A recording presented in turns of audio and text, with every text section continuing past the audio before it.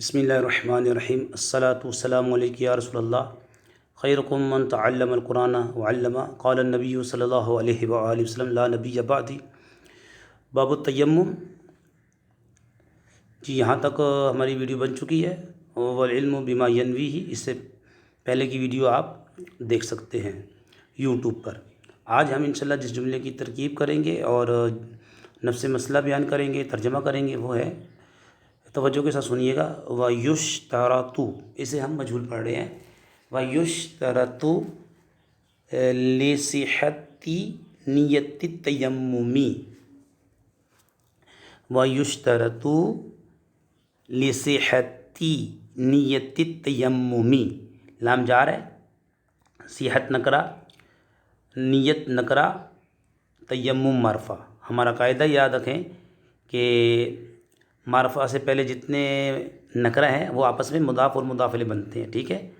وَيُشْتَرَطُ وَيُشْتَرَطُ لِصِحَّةِ نِيَّةِ التَّيَمُّمِ، لام جار، صحت مضاف، نیت مضاف الیہ مضاف، تیممی مضاف الیہ، مضاف الیہ اپنے مضاف سے مل کر، صحت کا مضاف الیہ، صحت مضاف اپنے مضاف الیہ سے مل کر، لام جار کا مجرور، جار مجرور، یشترو کا ظرف لو ہوا، ٹھیک ہے۔ وَيُشْتَرَطُ لِصِحَّةِ نِيَّةِ التَّيَمُّمِ لِلصَّلَاةِ، آگے جناب، لِلصَّلَاةِ بِهِ، لِلصَّلَاةِ بِهِ أَحَدُ ثلاثة أشياء، أحد ثلاثة أشياء، یہ احد جو ہے نا، احد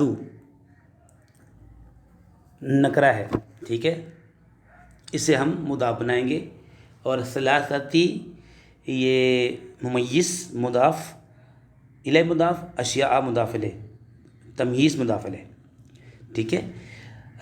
ممیز مضاف الیہ مضاف، مضاف الیہ مضاف اپنے مضاف الیہ، اشیاء مضاف الیہ سے مل کر، اور کبھی اضافی ہو کہ احدو کا مضاف الیہ، احدو مضاف اپنے مضاف الیہ سے مل کر یشترطو کا نائب الفاعل بن جائے گا۔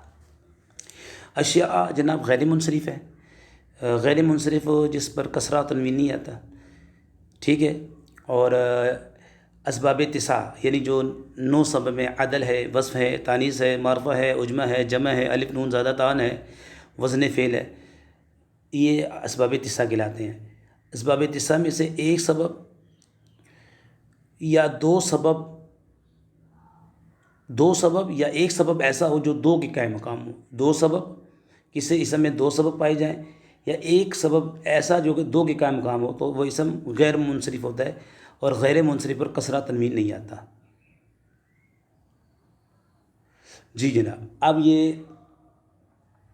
اشیاء، الف ممدودہ ہے، الف سے پہلے الف ہے، اس کے بعد حمزہ ہے، الف ممدودہ ہے، الف ممدودہ یہ دو سبب کی قائم مقام ہے، اس میں ایک تانیث اور دوسرا لزوم تانیث ہوتا ہے، تو اس پہ مضاف الیہ مجرور ہوتا ہے، لیکن یہاں پر مضاف الیہ مجرور نہیں ہوگا، کیونکہ یہاں پر یہ غیر منصرف ہے، غیر منصرف کسرہ نہیں آتا، کسرہ کی جگہ فتح آتا ہے، ترکیب اس کو آپ نے اس کا نائب الفاعل بنا دینا ہے، ٹھیک ہے جناب۔ پھر ہم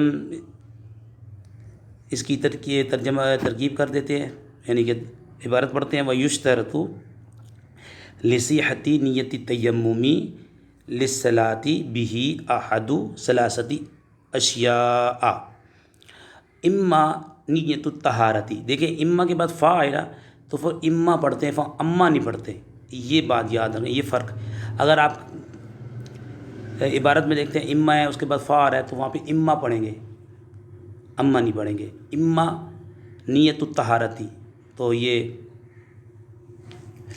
نیت الطہارتی مضاف مضاف الیہ، کیونکہ نیت نکرہ، الطہارت معرفہ، نیت الطہارتی او استباحۃ الصلاۃ، یہ بھی مضاف مضاف الیہ، اچھا، او نیت او نیت عبادت مقصودۃ لا تصح بدون طہارۃ، اما نیت الطہارتی، اما حرف پہلے والے جملے کو آپ بنا لیں، معطوف علیہ بنا لیں، تو اما حرف عطف، نیت الطہارتی مضاف مضاف الیہ ہو گئے، معطوف علیہ، معطوف او حرف عطف، استباحت الصلاتی یہ معطوف مضاف مضاف الیہ ہو کر، او نیت عبادت مقصودۃ، عبادت مقصودہ موصوف صفت، نکرہ کے بعد جملہ آئے تو وہ صفت بنتا ہے اس کی، اگلے والا جملہ مقصودہ کی صفت بن جائے گا، ٹھیک ہے. مقصودۃ لا تصح بدون طہارت، بدون طہارت، اما نیت الطہارت او استباحت الصلاۃ او نیت عبادت مقصودۃ لا تصح بدون طہارت. ٹھیک ہے. اب ہم اس کا ترجمہ کر دیتے ہیں. سب سے پہلے وَيُشْتَرَطُ لِصِحَّةِ نیت التیمم،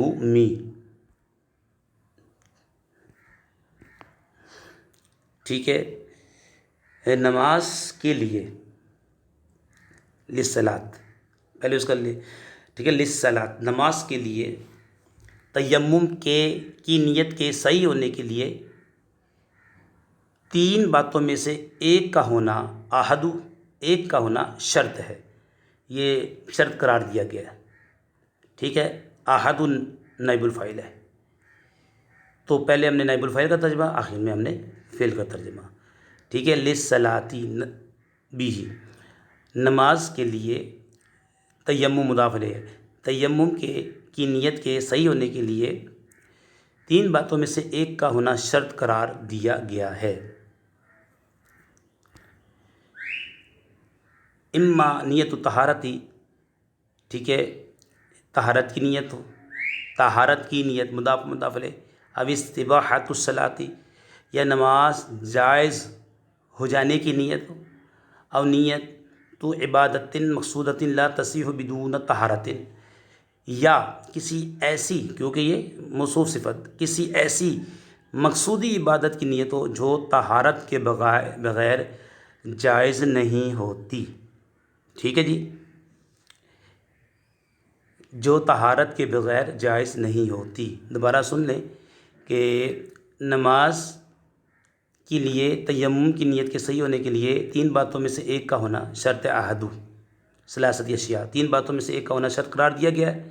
اما نیت طہارت کی نیت ہو، اب استباحت الصلاۃ یا نماز جائز ہونے کی نیت ہو، او نیت تو عبادت مقصودۃ یا کسی ایسی مخصوص صفت، ایسی عبادت مقصودہ کی نیت جو بغیر طہارت، بدون طہارت، بغیر طہارت کے جائز نہیں ہوتی.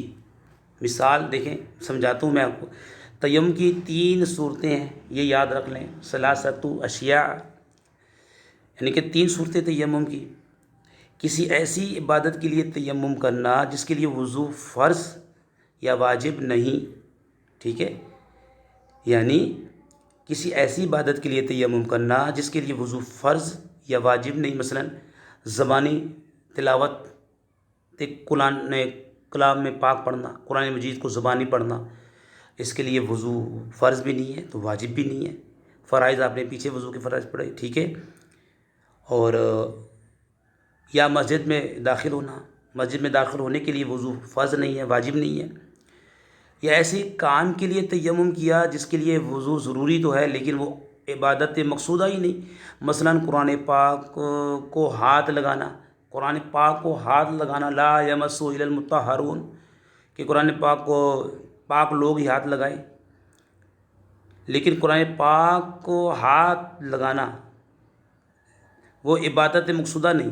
قرآن مجید کو ہاتھ لگانا یہ عبادت مقصودہ نہیں ہے، اگرچہ بے وضو اس کو چھو نہیں سکتے لیکن عبادت مقصودہ نہیں ہے.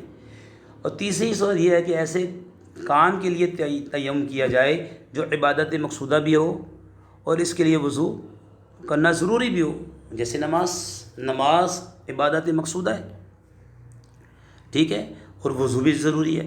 لہذا کسی غیر مقصودی عبادت کے لیے تیمم کیا یا ایسے کام کے لیے کیا جس کے لیے وضو فرض یا واجب نہیں، تو ایسے تیمم سے نماز جائز نہیں. بس یہاں تک اس کو رکھیں. باقی انشاءاللہ کل وضاحت کریں گے۔ اللہ پاک سے دعا کرتے ہیں ہماری ویڈیو کو جو شیئر کرے، لائک کرے، حمید علی مدنی چینل کو سبسکرائب کرے، یا اللہ ان کے والدین پر اپنی رحمت نازل فرما۔ وما علینا الا البلاغ المبین۔